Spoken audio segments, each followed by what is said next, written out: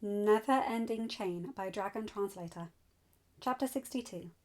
A loud hiss, an irritated screech, a hate-filled snarl, a purple blur, racing from the trees. Green and red streaking, following. Hiccup surged to his feet. Toothless shifted his head onto Hiccup's left arm as he wobbled a bit. Hiccup spared a moment to smile before rushing to the tree. Gita, Shadowfire and Moondust were standing, staring up. All 5 hatchlings huddled under Shadowfire. Frostfire and Palewing bracketed them. The riders and all the other dragons ran over, encircling the hatchlings. Hiccup looked up. The purple blur, the terror that bit Bear's Pit, banked around. Sharpshot and Sneaky raced after him. The terror flipped, dove. Snarls and the sound of a weapon being drawn echoed across the cave. The terror landed at Hiccup's feet, flopped onto his back. His wings fell upon dirt. He froze. Began crooning. Sharpshot and Sneaky landed beside Hiccup, fangs bared, wings spread and rattling. "Calm," Hiccup said. Sharpshot and Sneaky immediately stopped snarling. The other dragons stopped growling. Hiccup did not have to look at his intended to know she had her axe at the ready. "Please stand," he told the terror. The small dragon flipped to his paws. His wings remained outstretched. He bowed. "You shot at my brother when the duel between you was paused," Hiccup began. The terror did not react. "You insulted myself and my brother," Hiccup continued. The terror flinched slightly. "You tried to flame me," Hiccup said. The terror jerked. His head lowered. His muzzle touched dirt. Pebbles and dust flew each time he took a breath.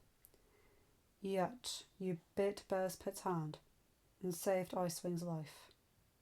Why did you violate civility laws before and obey them later?" The terror took a deep breath. He sneezed. Hiccup frowned. "Please, sit up." The terror did, but kept his gaze upon the ground. "Now, please, explain." "I saw the female I challenged your brother over when she saved the 2 fledglings with her flock. I admired her. I wished to court her. Myself and my flock followed her. We lost her flock. When one of my flock spotted her here, I was excited. Your brother spoke to the elder before I could. He and the elder were about to speak to her. I wanted to prove I was the better male, so I challenged him." The terror paused, his wings hunched inwards, as his head lowered again. "It was not your brother I aimed for when I fired that first shot. You came. The duel paused because you came. The elder bowed to you. She bowed to you." The terror's eyes closed as his wings dropped. "I saw my sister split in 2 by the 2-claw the female at your back holds. I saw it all again. Heard her screams again, when everyone but my flock reacted as if you were an alpha. The wind shrieker and the spike thrower surprised me. Their insistence that you were the alpha of the nest infuriated me. Humans were not alphas. They were monsters. Murderers. When the elder avoided the duel, I saw red." "How old was your sister?" Hiccup asked, softly. "Fledgling. Barely. She and her crash hatched 4 months prior. A storm knocked her out of the tree. Too close to humans." The terror paused, as his front paws gripped and released the dirt below him. We didn't reach her before a human did." "How old were you?" Still a youngling." "Look at me." The terror lifted his head. Hiccup saw a sheen in the dragon's eyes. He saw darkened scales under those eyes. "Why did you save Icewing?" "I couldn't save my sister. I wasn't fast enough. I wasn't strong enough. I was weak. I vowed upon her death I would never be weak again. The terror paused. Hiccup saw the dragon's neck spasm. His eyes jerk, blink, but kept their focus upon Hiccup. I was leaving. That human you had guarding me wasn't there to stop me. I would not let her make me sleep again. Humans would never kill me. I wouldn't let them. I heard the noise. I saw the male holding the hatchling. I heard you tell the human to put her down. I saw all the dragons and the humans snarling at the male. Dragons stood beside humans. Humans did not turn their shiny claws upon the dragons. I saw the tiny claw. I heard my sister again. I didn't think. I just snapped. You didn't fly off afterwards, Hiccup said. Your voice. I heard its power. I saw the dragons and humans respond to it. You didn't get mad that I was there. The big dragon stomped the male. You did not get mad at him. You had humans drag the male away, and they used a long claw to make him move. They turned their shiny claws upon a human that tried to hurt the hatchling. I didn't, still don't understand. Hiccup sat down. He knew the angle the terror had to look up hurt. He remembered that pain when he had to stare up at anyone in the tribe taller than him for long periods of time.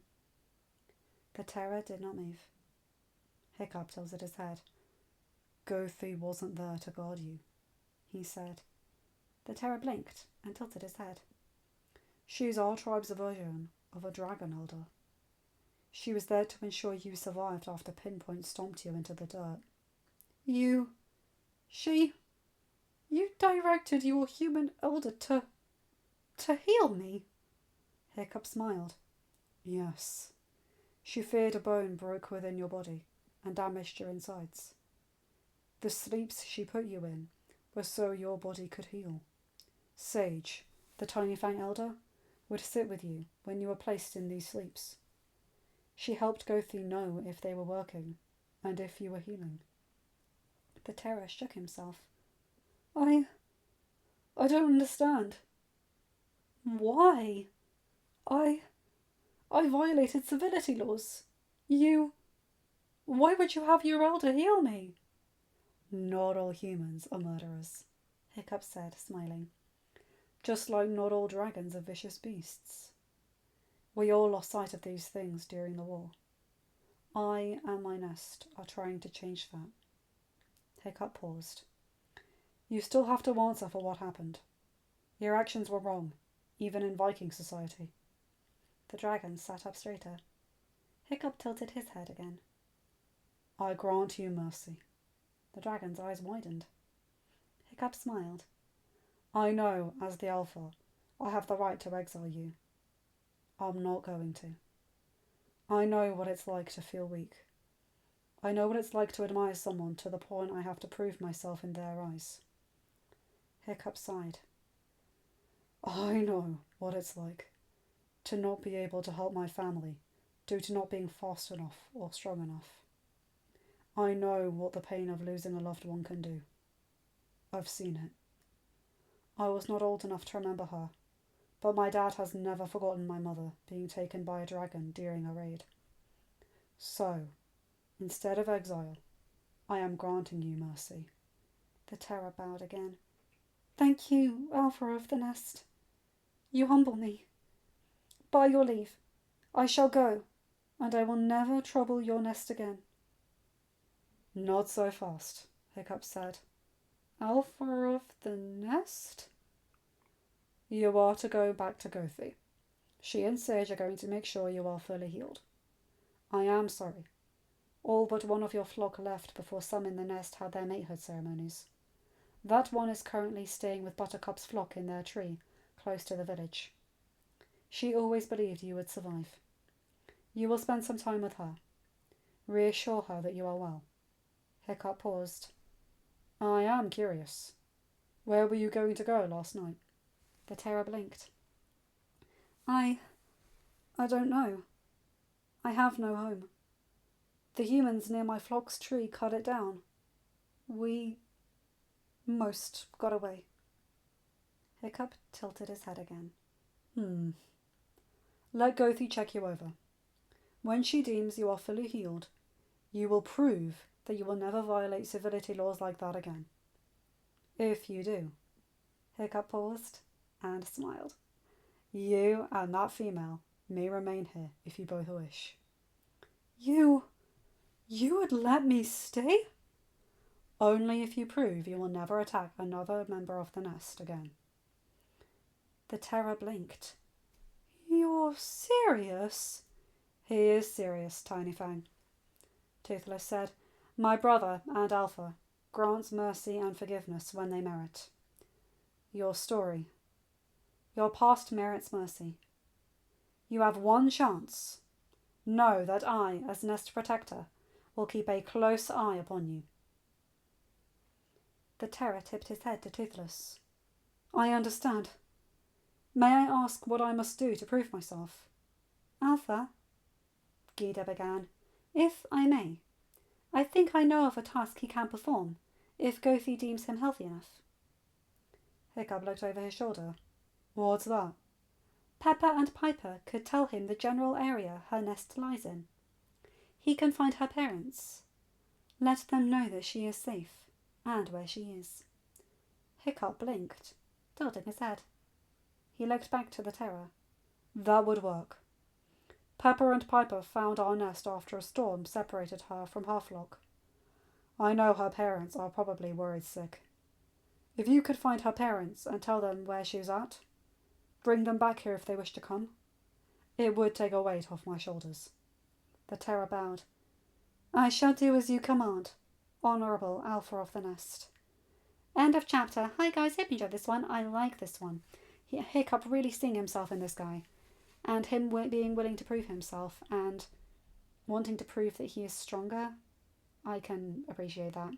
I know what it's like to not feel strong in yourself. Anyway, you guys know the drill. Like, comment and subscribe and hit that bell to get notified for whenever I upload a new video. Have a good day, night or whatever time zone you're in. Bye my guys, gals and non-binary pals. I'll see you in another video. Take care.